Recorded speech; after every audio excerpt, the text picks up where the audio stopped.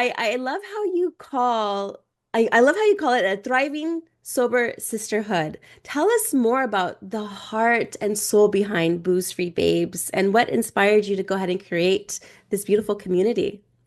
I love talking about our community that we've built collectively. Like it's a collective, it really is.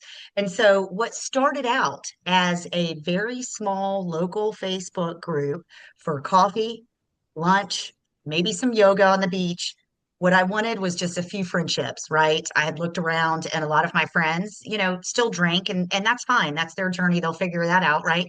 But for me, I just wanted to find some friends that I could do some fun things with that didn't involve drinking. And so what started out as just a small support group for me personally, in dry January of 2024, we exploded overnight and became a global sensation.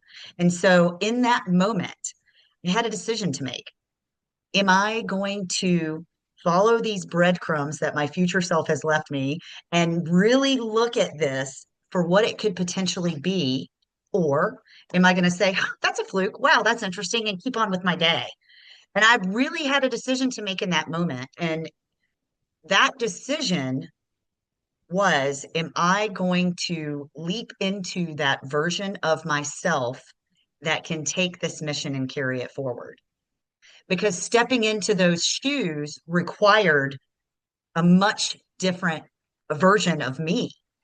And so since then, that's what led to the CPSS and recovery coaching training because I knew in that moment that I had women that were looking up to me. And what did I know?